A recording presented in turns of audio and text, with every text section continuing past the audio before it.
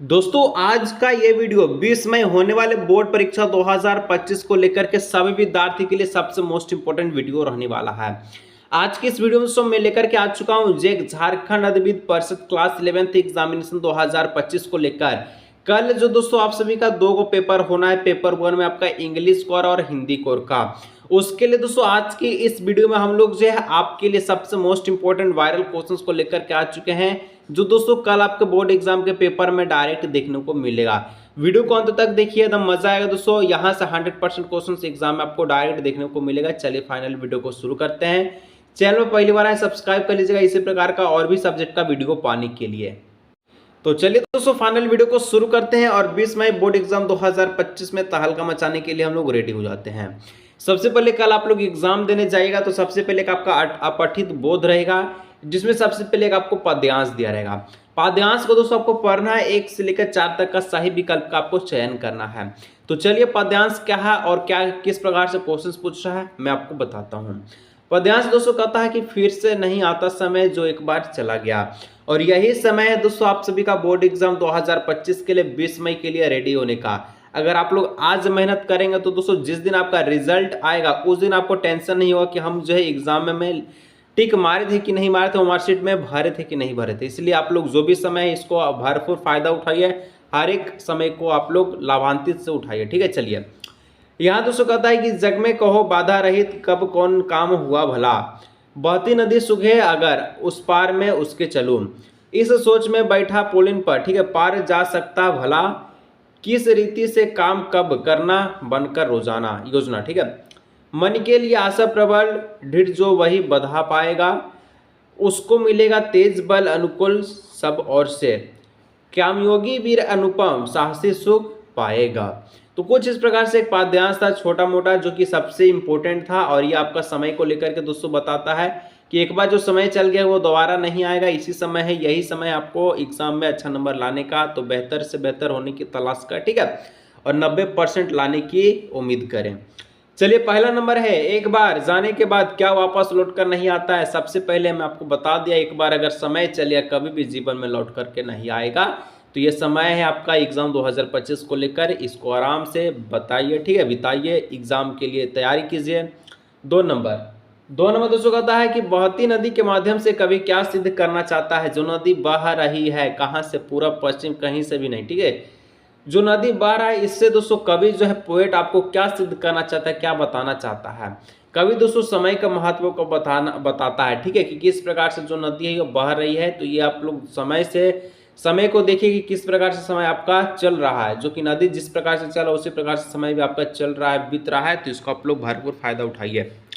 जीवन में किस प्रकार के लोग प्रगति करते, कौन प्रगति करते, कौन उन्नति होता, कौन शिखर पर पहुंचता है। तो योजना बनाकर कार्य करने वाला, कि हम आज टारगेट करते हैं कि इंग्लिश कोर और हिंदी कोर का हर एक क्वेश्चंस को, हर एक चैप्टर को, हर एक चीज को रिवाइज करेंगे, याद करेंगे, रिपीटेड क्वेश्चंस, इंपॉर्टेंट क्वेश्चंस को देखेंगे, जेक बोर्ड का द्वारा पूछा गया क्वेश्चंस को देखेंगे। आशा का प्रबल भाव रखने वाला, ठीक है, कि जो कि आशा को लेकर के चले। ये दोनों बातें आपका सही ऑप्शन नंबर का बिल्कुल सही आंसर।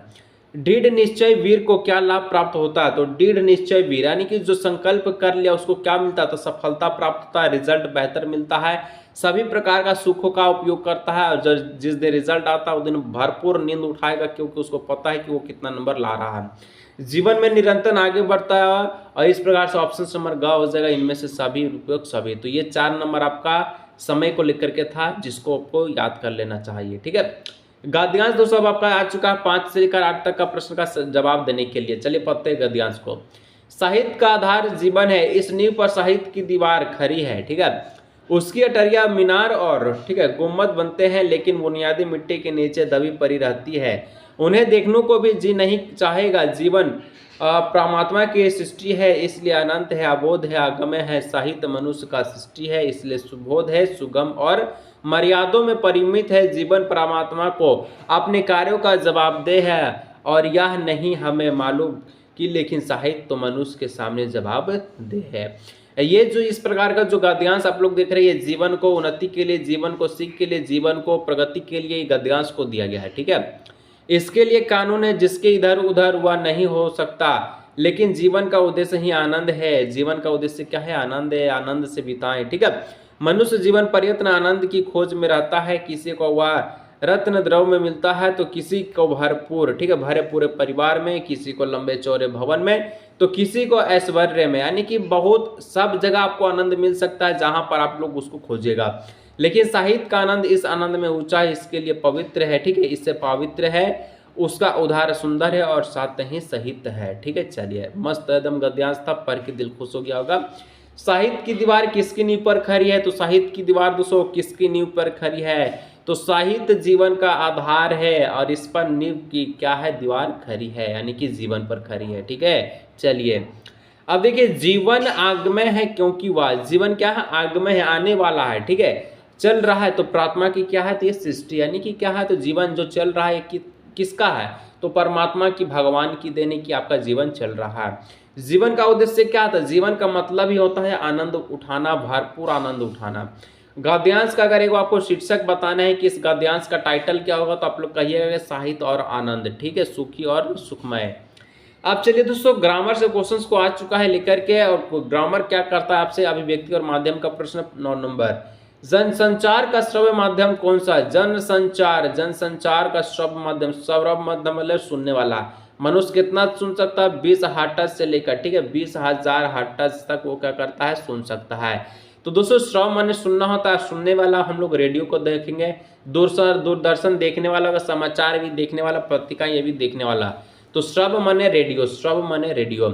झारखंड के वैसे विद्यार्थी दोस्तों जो 2 दिन के भीतर, यानी आज और कल आप लोग को भीतर 2 दिन के भीतर दोस्तों, जो भी विद्यार्थी अगर चाहता बोर्ड एग्जाम 2025 में अच्छा नंबर लाना है, तो आप लोग के लिए दोस्तों सबसे अच्छा गेस्ट पेपर 40 रुपये गेस्ट पेपर आ चुका है। जिस प्रकार से दोस्तों आपका कल के एग्जाम में क्वेश्चंस रहेगा, इसी प्रकार क्वेश्चंस आपको इस गेस्ट पेपर में देखने को मिलेगा। तो जो भी बाइक करना चाहता है बाइक कर सकते हैं, एक बार पढ़िएगा, दोबारा पढ़ने का जरूरत नहीं है, और उससे आपका सारा चीज़ क्लियर हो जाएगा। तो अगर किसी को चाहिए तो नंबर पर आप लोग व्हाट्सअप जरूर कर सकते हैं, ठीक है, अगर चाहिए तो। चलिए, सूचनाओं का संकलन कर और संपादन तक पहुंचने की जिम्मेदारी किसकी होती है? तो ये आपका पत्रकार को होता है, ठीक है, क्योंकि आपको जो भी सूचना कौन देता है? सूचना कौन देता है? तो पत्रकार देता है। आपको देखिएगा, न्यूज मीडिया वाला हो गया, कौन? पत्रकार है। साहित्य अभिव्यक्ति में रचनात्मक लेखन का माध्यम है। अगर रचनात्मक लेखन का माध्यम और साहित्य अभिव्यक्ति में बात की जाए, आप लोग हमेशा बोलेगा भाषा भाषा भाषा, ठीक है, बोली नहीं, भाषा मायने रखता। ऑप्शन नंबर का हो जाएगा। हिंदी बोल रहा है कि इंग्लिश बोल रहा? नाटक कैसा है? नाटक एक विधा है, और कैसा विधा है? तो इसको हम लोग देख भी सकते हैं, सुन भी सकते हैं। तो दृश्य श्रव्य हो गया, ठीक है, देखना और सुनने वाला नाटक। मान चले कोई नाटक कर रहा है, गा रहा है, गूंगा है, ठीक है, तो इसका मतलब ऑप्शन नंबर का हो गया है दृश्य श्रव्य। आमतौर पर कार्यालय पत्र को क्या कहते हैं? तो आमतौर पर जो कार्यालय पत्र होता है, ठीक है, इसको फॉर्मल लेटर यानी कि औपचारिक पत्र कहते हैं, जो सरकारी योजनाओं के लिए, सरकारी काम के लिए, सरकार के लिए, ठीक है, ये काम देता है। चलिए, अब देखिए 14 नंबर में, वर्तमान समय में जनता तक पहुंचने वाला समाचार कहां से प्राप्त होता है? अभी वर्तमान की बात करिए, आप लोग कहां से जो है क्या, तो समाचार को यानी कि न्यूज को देखते हैं? तो सबसे पहला तो इंटरनेट हो गया, फिर आपका जो भी एडवर्टाइजमेंट हो गया, फिर आपका समाचार समितियों द्वारा, न्यूज़पेपर के द्वारा। तो इनमें से सभी के द्वारा आप लोग क्या कर सकते हैं? समाचार को देख सकते हैं। जैसे कि अभी पाकिस्तान इंडिया में क्या हुआ, तो वार हुआ, सब आप लोग देखे, ठीक है, पहलगाम को लेकर के कितना भयंकर युद्ध हुआ। फीचर लेखन में कितने आयाम होते हैं? तो फीचर लेखन में अगर आयाम की बात की जाए, आप लोग हर एक बच्चा बोलेगा कि 3 आयाम होता है। इसका एक ट्रिक आप लोग याद रखिएगा कि 11th में के स्ट्रीम होता है, 3 होता है, आर्ट्स साइंस और कॉमर्स, मान लीजिए 3, ऑप्शन नंबर खा। नोटिस का हिंदी क्या है? नोटिस का मतलब ही आपका होता है सूचना, ठीक है, नोटिस मतलब क्या? सूचना। अब पत्रकार किसकी अभिव्यक्ति का सरल तरीका? पत्रकार दोस्तों पत्राचार किसकी अभिव्यक्ति का सरल तरीका है? तो ये आपका व्यासनो, विचार और संकेत, ऑप्शन समझ हो जाएगा इनमें से सभी का। वह हिंदी जिसका प्रयोग दैनिक व्यवहार, वाणिज्य, पत्राचार, प्रशासन, व्यापार, चिकित्सक, योग, संगीत, विज्ञान, प्रौद्योगिक आदि क्षेत्रों में होता है, उसे क्या कहते हैं? इसी को हम लोग कहते हैं कालियारी हिंदी कहते हैं, ठीक है। चलिए, अब आ चुका बुक्स आप सभी का प्रश्न, तो टेंशन नहीं लेना है, और बुक्स है तो फटाफट से आप लोग जिसको भी जवाब पता है तो नीचे कमेंट में आप लोग देते चलिएगा। सबसे पहले एक बुक से पाद्यांश है कि अंधकार के गुहा सरखी, ठीक है, उन आंखों से डरता है मन भरा दूर तक उनमें दारुण दैन दुख का नीरव, ठीक है, आरोधन। इस प्रकार से है। तो आप लोग बताइए कि इसका रचयिता कौन है? तो इस पाठ का आपका जो कविता, इस कविता का रचयिता है सुमित्रा नंदन पंत। किन आंखों से कवि को डर लगता है? तो किन आंखों से डर लगता है? अंधकार की गुहा सरीखी से। यानी कि इसको कहने का मतलब है किन किन आंखों से डर लगता है? तो चिर सोहित किसान से, साहूकार से, जमींदार से, चौकीदार से। आप लोग इसका आंसर जरूर से कमेंट में कीजिएगा, ठीक है। चलिए नेम के साथ कीजिएगा। किसानों की आंखों की तुलना किससे की गई है? तो किसान की आंखों की तुलना अंधेरी गुफा से की गई है। दारुण दैन दुख में कौन सा अलंकार है? तो अनुप्रास अलंकार है, ठीक है। मीरा को विष का प्याला कौन दिया था? राणा दिया था। राणा क्या क्या था? मीरा को विष का प्याला दिया था, ठीक है। तो पी ले। रो परे होंगे बराबर पांचवें का नाम लेकर। पंक्ति में पांचवा कौन है? पांचवा वही है कौन? कवि है। कवि कौन है? पांचवा है, ठीक है। चंपा अपने बालम को कहा कभी न जाने देने हेतु कहती है। चंपा अपने पति को कहाँ पर न जाने के लिए कहती है? कलकत्ता न जाना बलम, ठीक है। चलिए आप 26 नंबर देखिए, कहता है कावित्री निर्मला पुतुल ने क्या बचाने का आह्वान किया है? तो कावित्री निर्मला पुतुल ने क्या बचाने का आह्वान किया है? तो थोड़ा सा विश्वास बचा लीजिए, आगे काम देगा। चलिए पीपर पाथर पूजन लागे। पीपर पाथर पूजन लागे तीरथ गर्भ भुलाना। पंक्ति में कौन सा अलंकार है? यानी कि पीपर पाथर पूजन लागे तीरथ गर्भ भुलाना, ये जो पंक्ति है इसमें आपका अनुप्रास अलंकार है, ठीक है। चलिए दोस्तों क्वेश्चन आ चुका है फिर से 28 से 31 नंबर तक गद्यांश को लेकर के, जो कि आपका छात्रवृत्ति वाला मोहन की कहानी को लेकर के। सीमा लांगती की मोहन ने छात्रवृत्ति प्राप्त कर त्रिलोक सिंह मास्टर की भविष्यवाणी को हद तक, ठीक है, सिद्ध कर दिया। असाधारण हैसियत वाले याजमानों की पुरोहिताई जो करने वाले वंशीधर तिवारी का हौसला बढ़ गया, तो अपने पुत्र का पढ़ा लिखा कर, ठीक है, बड़ा आदमी बनाने का स्वप्न देखने लगे। पीढ़ियों से चलने वाली आते पैतृक धंधे ने उन्हें निराश कर दिया। आप लोग बताइए कि ये जो गद्यांश है ये लेखक कौन है? गद्यांश जो लिया गया है ये इसका लेखक कौन है? सबसे पहले तो आप लोग बताइए कि चैप्टर का नाम क्या है, ठीक है, और इसका लेखक का नाम है शेखर जोशी। का नंबर बिल्कुल सही आंसर। 29 नंबर का था प्राइमरी स्कूल उत्तीर्ण करने पर मोहन को क्या प्राप्त होता है? प्राइमरी स्कूल में उत्तीर्ण माने कि पास माने फर्स्ट डिवीजन प्राप्त किया तो छात्रवृत्ति मिलता है, स्कॉलरशिप मिलता है। लेकिन झारखंड में ऐसा कोई सिस्टम नहीं है, अगर आप लोग फर्स्ट लाते हैं तो कुछ भी पुरस्कार नहीं देता है। लेकिन ऐसा नहीं है कि फर्स्ट नहीं लाना, ठीक है। अच्छा से अच्छा नंबर लाइए।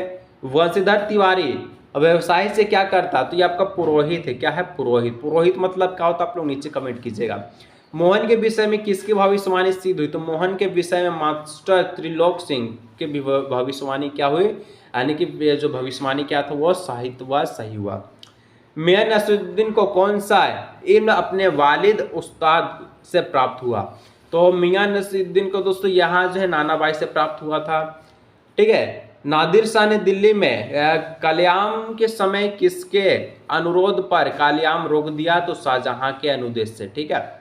मोहन के पैर अनायास किस टोली के और मुड़ गया? तो मोहन के पैर अनायास जो है शिल्पकार टोली के और क्या हुआ? मुड़ गया। किस पाठ में भारतीय शासन तंत्र पर उसकी कमजोरियां पर चोट किया जाता है? तो भारत माता। सैयद, ठीक है, हैदर रजा के अनुसार चित्रकला क्या है? तो आत्मा का ताप है, आत्मा का। लता मंगेशकर का प्रसिद्ध चित्रपट गायन सर्वप्रथम किस फिल्म पर था? ठीक है, तो आप लोग बताइए कि कौन सा फिल्म पर था? तो बरसात पर था, ठीक है।